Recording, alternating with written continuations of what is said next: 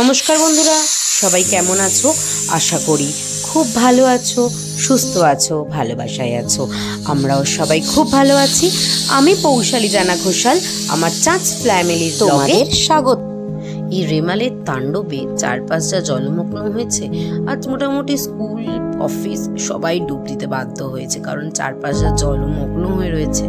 আমাদের এখানে তো সারা রাত যা বৃষ্টি হয়েছে, হাঁটু অব্দি জল, সারাদিন ব্যাপী চলছে। তো অ্যাজ ইউজুয়াল অর্ক বাড়ি থাকা মানে কিছু করে দাও, আর করে দেবো না বলে রাগ হয়েছে। তাই প্রতিদিন তো এই এত স্পাইসি খাবার খাওয়া উচিত না, তাই আজ একটু হেলদি খাবার বানাই।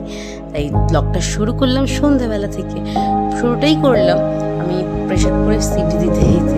আসলে কি করবো, কর্নগুলোকে তাড়াতাড়ি সেদ্ধ করতে হবে, 4টা বেজে গেছে, আবার রাতের খাবার করবে যে দিদি, তাই জন্য করে নিলাম।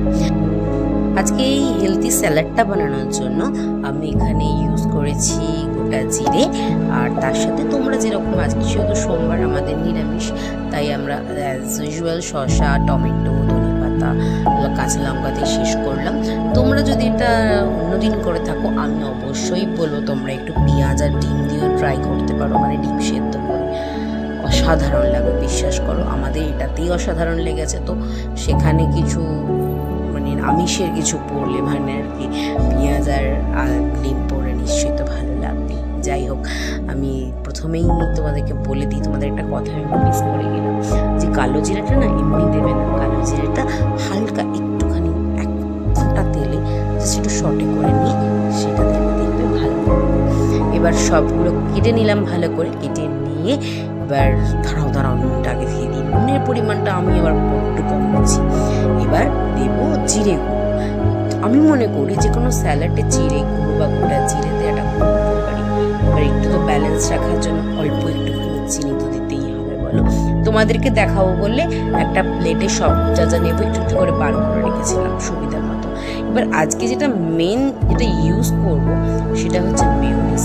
আস্তে আস্তে, কারণ মিউনিসগুলো পরে ফ্রিজ নষ্ট হয় না, আমরা ইউটিলাইজই করি না। আসলে মিউনিস আমি ছাড়া বাড়িতে বেশি কেউ খায় না, তাই মনে হলো সবাইকে মিউনিসও খাওয়ানো যাবে, তাই একটু মিউনিস দিয়ে দিলাম। আর হ্যাঁ, দেখলে তো গোটা টমেটো যতই দিই না কেন, কিষান সস কিন্তু মাস্ট। কিষানের মতো টেস্ট হয় না।